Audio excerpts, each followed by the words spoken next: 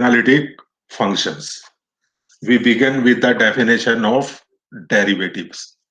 The derivatives are of central importance in complex analysis. In fact, complex analysis is mainly the study of those complex functions of a complex variable which are differentiable wherever they are defined.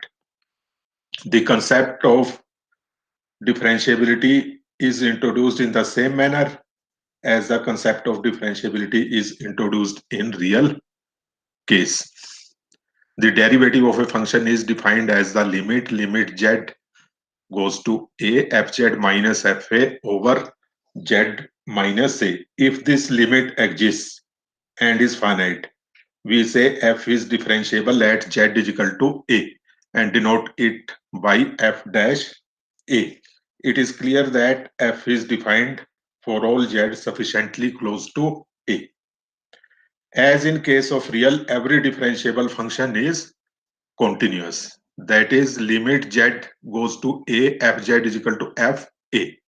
As we can write, fz minus fa is equal to z minus a, fz minus fa over z minus a.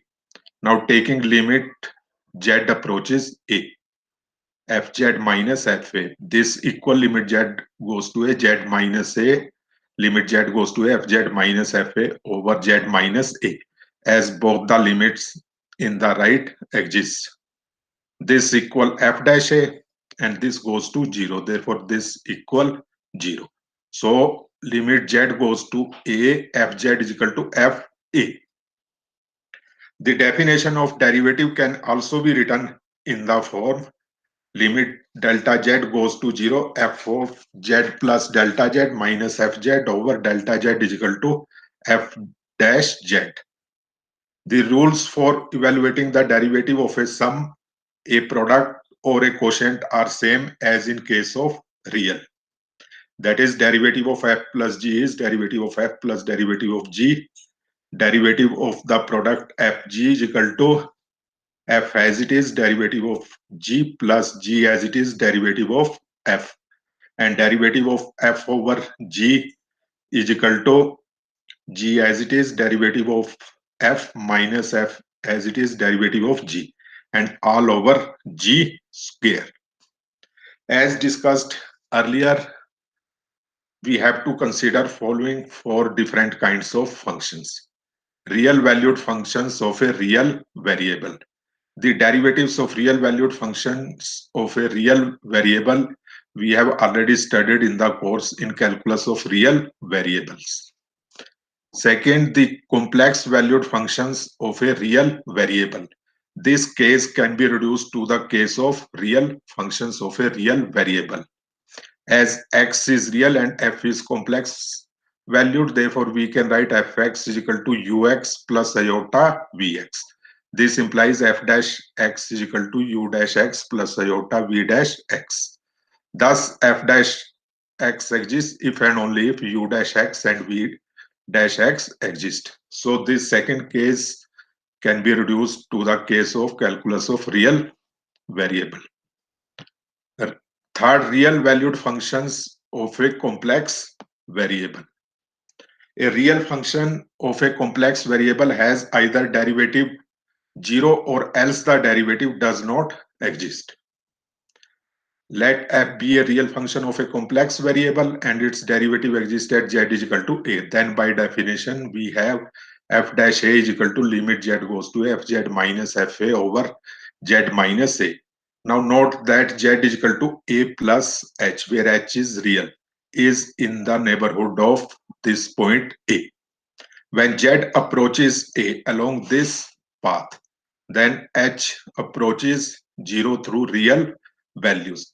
And in this case, this limit is limit h goes to 0, f of a plus h minus fa over h. Also, z is equal to a plus iota h is in neighborhood of a. When a plus iota h approaches a, h approaches 0 through real values. So this can also be written as limit h goes to 0, f of a plus iota h minus fa over iota h.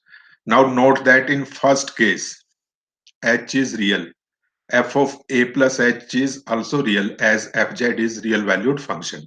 Fa is also real, so if limit exists, then this must be real. In this case, f of a plus iota h is real, fa is real, h is real, and 1 over iota is purely imaginary. So in this case, limit comes out to be purely imaginary. So on one hand, f dash a is real, and on other hand, f dash a is purely imaginary. Hence, f dash a must be 0. Now this fourth kind, complex functions of a complex variable, are of fundamental importance in the study of complex analysis. We define now analytic function.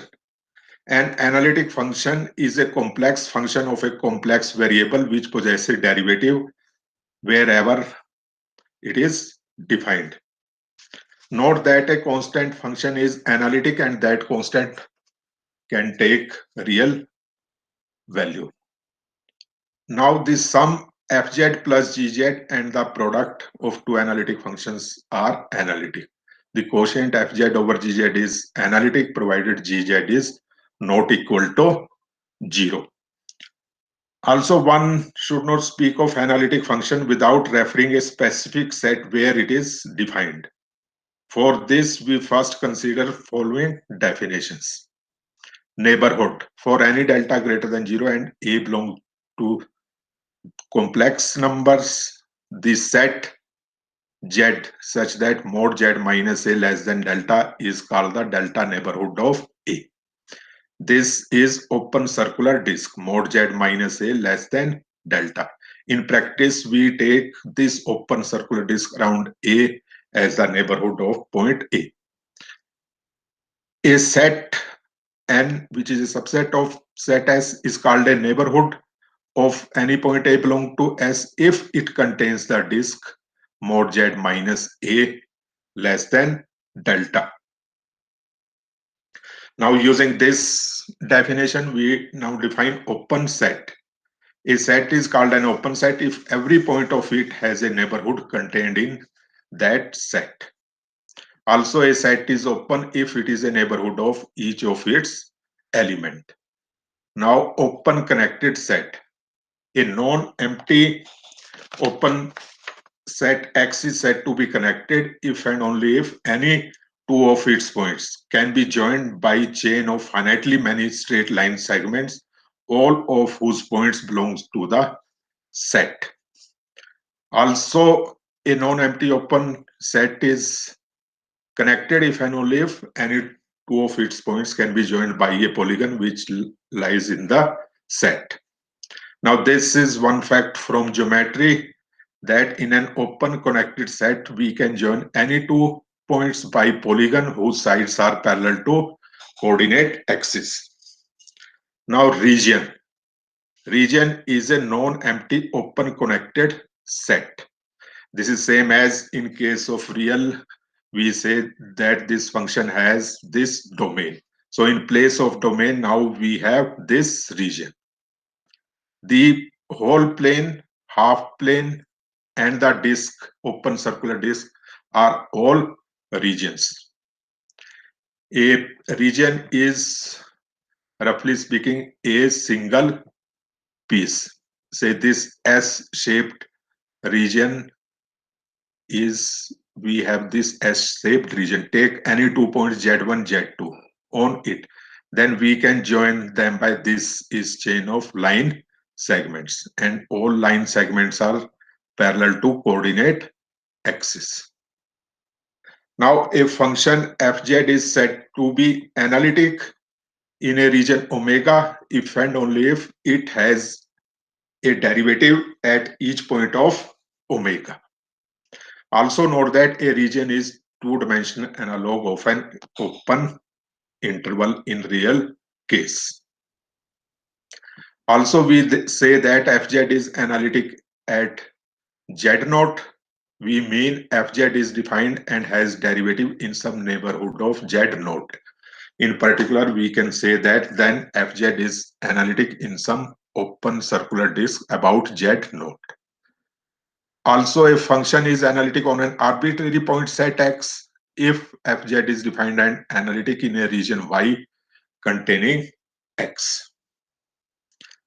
Now, we consider one example. Example 1, let fz is equal to Z square. Then f of Z plus delta Z is Z plus delta Z whole square. This equals Z square plus 2Z delta Z plus delta Z square. Now, so derivative can be written as f dash z is equal to z square plus 2z delta z plus delta z square minus z square. This z square cancels out, take delta z common. We have this equal delta z over delta z in bracket 2z plus delta z. This cancels out, so this equal to z. As when delta z goes to 0, this term is 0. Now this second example, fz is equal to z bar, z conjugate. A beginner in complex analysis expect that such a simple looking function must be analytic. But it turns out that z conjugate is nowhere analytic.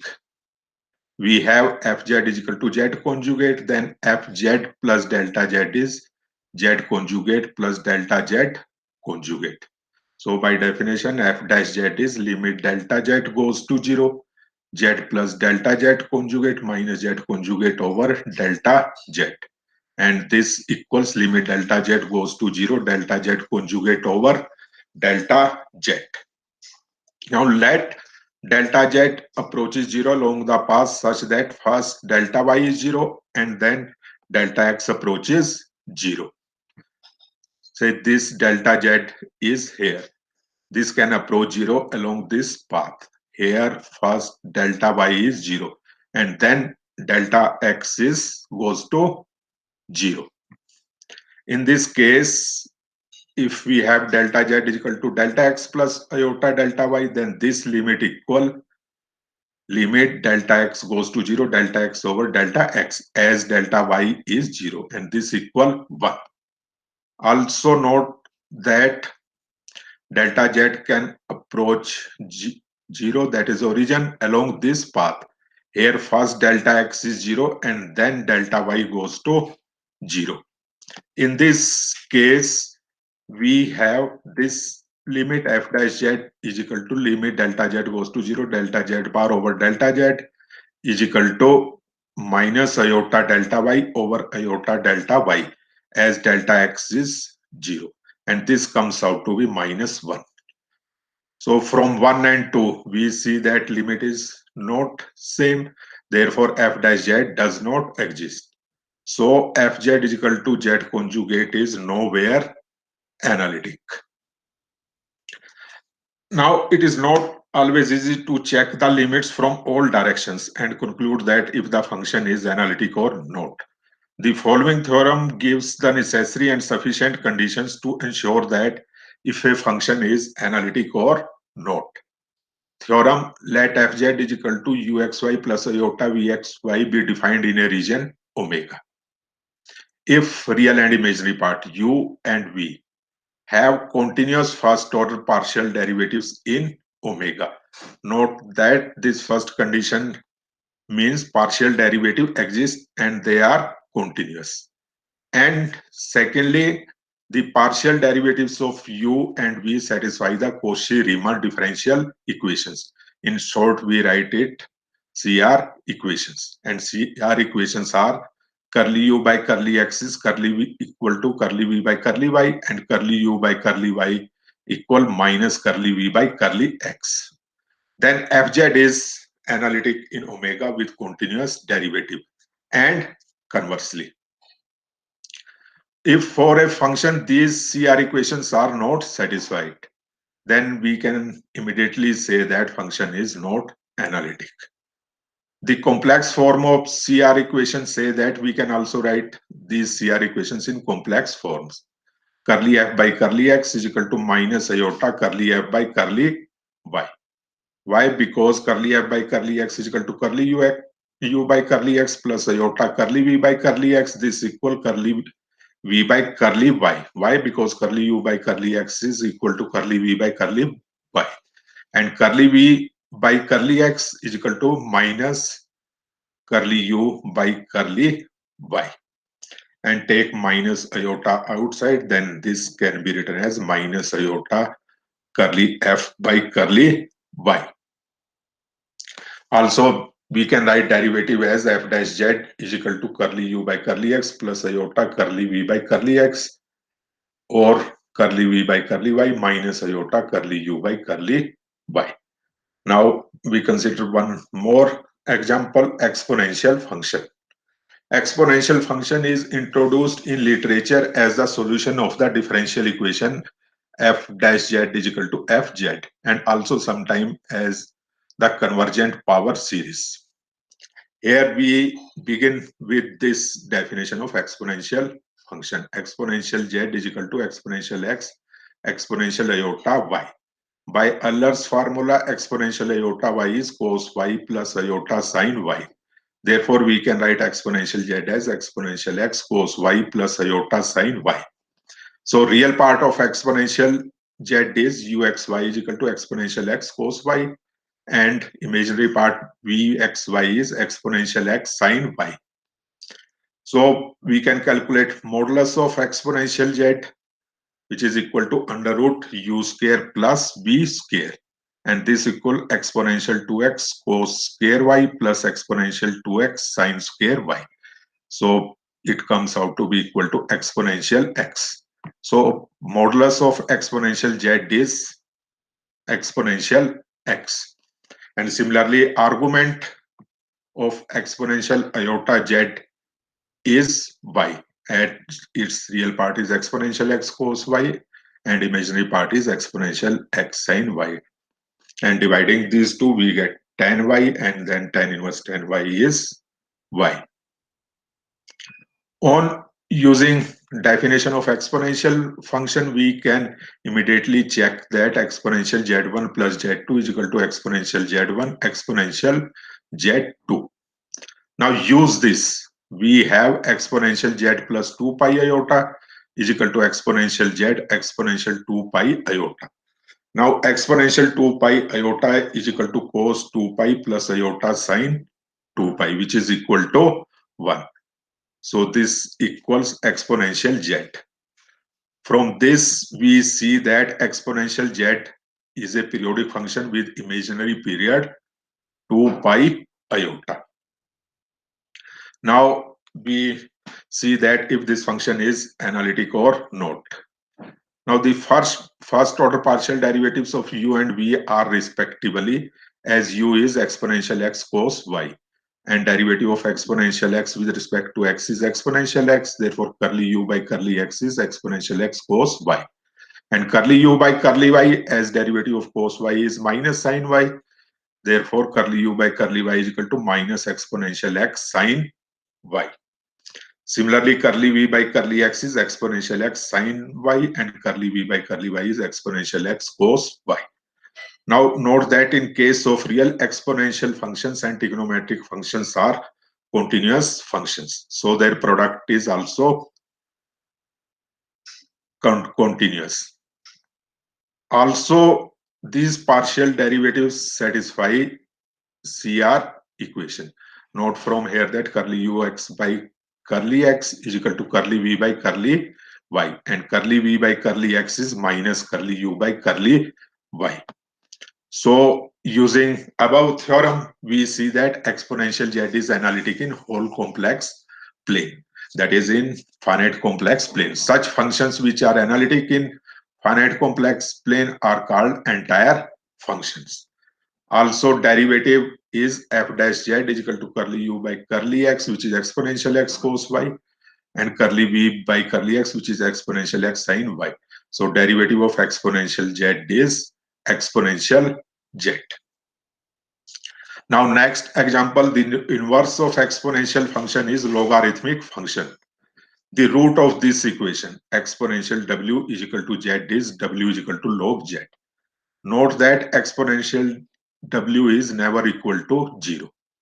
Therefore, logarithm of 0 is not defined. For z not equal to 0, we have this equation exponential u plus iota v is equal to z. where u and v are real and imaginary part of w. The modulus of exponential u plus iota y is exponential u. And if we denote the modulus of z by mod z, then we have exponential u is equal to mod z. And this is the case of real variable. And this implies u is equal to log mod z. If we write z is equal to x plus iota y, then we see that u can be written as u is equal to log x square plus y square under root is equal to half log x square plus y square. The argument of exponential u plus iota is v, and argument of z is tan inverse y by x plus c. We have introduced a constant as we are considering only principal values of the argument on both sides. So we write v is equal to tan inverse y by x plus c. So log z can be written as u plus iota v is equal to log mod z plus iota argument of z. Now substituting values of log z and argument of z, and if z is x plus iota y, then we can write log z as half log x square plus y square plus iota tan inverse y by x plus c. Now note that there is problem with this argument of z. When x is negative and y is positive, our principal value of argument of z is pi plus tan inverse y by x. So when y approaches 0 and z approaches a point on negative real axis, argument of z approaches pi. And when x is negative and y is also negative, argument of z is equal to minus pi plus tan inverse y by x. So in this case, it approaches minus pi on negative real axis. So we see that argument of z is not continuous on negative real axis. So to discuss the analyticity of log z, we delete this negative real axis and then consider log z in this region. This is the region set of all complex number except negative real axis. In other words, the region of log z is defined by the condition mod imaginary part of log z is strictly less than pi. We will discuss this in detail in some other video when we will study the principal branches, etc. Now, in this region, partial derivatives are curly u by curly x is equal to x over x square plus y square. Curly u by curly y is y over x square plus y square. Curly v by curly x is minus y over x square plus y square. Curly v by curly y is x over x square plus y square. Now, partial derivatives are continuous in this region and satisfy CR equation. So log of z is analytic for mod imaginary log z strictly less than pi, that is in this region. Set of all complex number except negative real axis. Also, we can calculate derivative of log z using this relation curly u by curly x plus iota curly b by curly x. And this comes out to be equal to x minus iota y over x square plus y square. And this is 1 over x plus iota y is equal to 1 over z. Now, one remark, note that an analytic function is a function which can be represented by a convergent power series. In literature, we also have real analytic functions. So we sometimes say more explicitly that fz is complex analytic function. It is a synonymous of holomorphic function. An older term is regular function.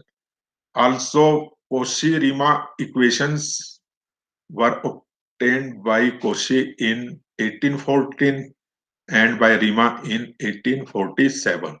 These equations also have appeared previously in work of D. Lambert in 1752 and also in the work of Euler and Lagrange. See this book. Theory of Complex Functions by Ramert. This is interesting book to study historical remarks. And these are references. Large PL force complex analysis. Thank you.